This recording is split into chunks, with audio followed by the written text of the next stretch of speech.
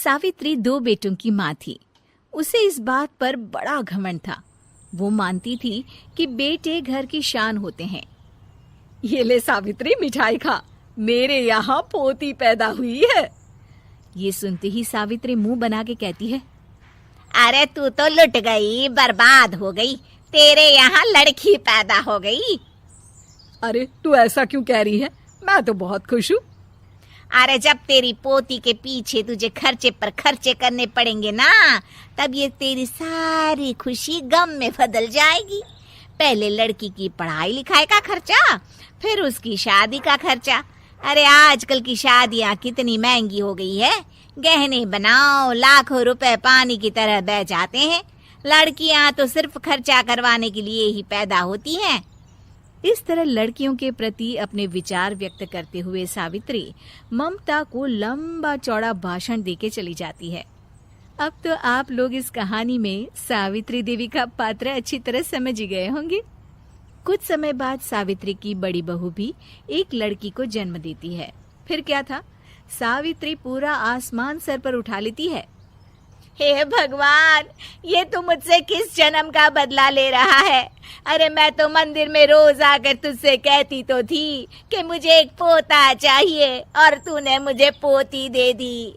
इतनी मिठाइयाँ और प्रसाद चढ़ाने का क्या फायदा हुआ? तभी सावित्री की बहू निशा कहती है, क्या माँ जी, आप भी इतनी सी बात पर नाराज हो गई हैं? देखिए तो आपकी पोती कितनी सुंदर है, बिल्कुल आप पर गई है। अरे चुप कर, तुझे 9 महीने इतने महंगे महंगे काजू बादाम फल फ्रूट खिलाने का फायदा क्या हुआ? मेरे तो सारे पैसे बर्बाद हो गए। ये सुन सावित्री का बड़ा बेटा अजय कहता है, माँ, तुम सिर्फ नाम के लिए 2020 में रहती हो। असल में तुम्हारा दिमाग सैकड़ों साल पुरानी सोच रखता है। आज के जमाने में लड़का और लड़की में कौन फर्क करता है? मैं तो बहुत खुश हूँ कि भगवान ने मुझे लक्ष्मी के रूप में बेटी दी है। लेकिन सावित्री पर अजय की बातों का कोई असर नहीं होता। नालायक, अपनी पत्नी की जबान बोल रहा है। मेरा बड़ा बेटा तो हाथ से गया। लेकिन सावित्री देवी हार मानने वाली नहीं थी। वो पोते की चाह में अपने छोटे बेटे विजय की शादी करवा देती है। कुछ समय बाद आखिरकार वो दिन आ ही जाता है जब सावित्री की छोटी बहू गर्भवती हो जाती है। सावित्री इतनी खुश हो जाती है कि वो बच्चे के जन्म से पहले ही सारे मोहल्ले में ढिंढोरा पीटने लगती है। ये क्या सावित्री, तू तो पोते के जन्म से पहले ही मिठाई बांट रही है। पहले पोता पैदा तो होने दे, और फिर क्या पता अगर पोते की जगह पोती पैदा हो गई तो। ये सुन सावित्री चिढ़ जाती है। अरे अपनी काली जबान मत चला, मेरी मिठाई खा के मेरा ही बुरा सोच रही है। बड़ी आई, ला मेरी मिठाई वापस कर। देख लेना, इस बार मेरे यहाँ पोता पैदा होगा, पोता।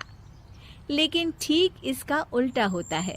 सावित्री की छोटी बहू भी एक लड़की को जन्म देती है।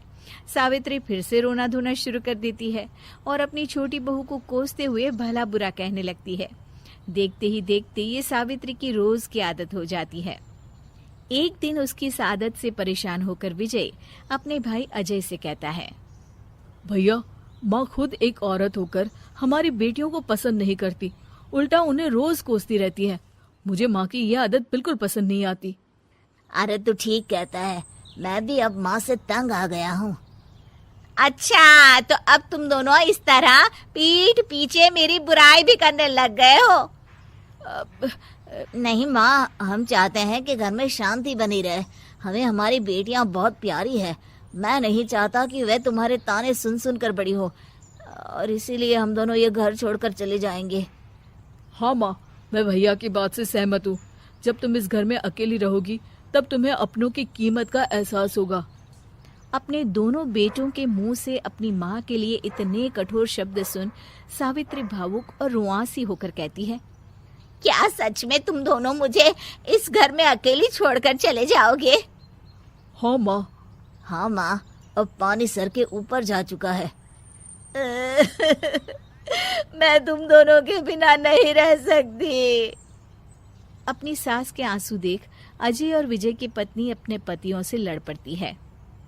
अरे जिसे जाना है वो जाए, मैं माँ जी को छोड़कर कहीं नहीं जाने वाली। भाभी, आप ये क्या कह रही हैं? वही जो तुम सुन रहे हो, दीदी बिल्कुल सही कह रही है। हम बेटियों के संस्कार हमें सिखाते हैं कि सास माँ समान नहीं बल्कि माँ ही होती है और उस माँ की जिंदगी भर सेवा की जाती है। बेटे अपना फर्ज भूल सकते हैं, लेकिन बेटियां नहीं। आप दोनों शौक से जा सकते हैं। माँ जी, हम दोनों के रहते आपको किसी बात की फिक्र करने की जरूरत नहीं। फिर क्या था, सावित्री के ऊपर छाए बेटों के घमंड के बादल उसकी बेटी स्वरूप बहुओं के तेज के आगे आंसू के रूप में परिवर्तित होकर सावित्री की आंखों से बहने लगते हैं और वो उन दोनों को गले लगा लेती है। मैं जिंदगी भर बेटियों को कोसती रही, लेकिन आज तुम दोनों को देख मुझे समझ आ गया कि बड़े अभागे होते हैं वो लोग जिनके घर बेटियां नहीं होती।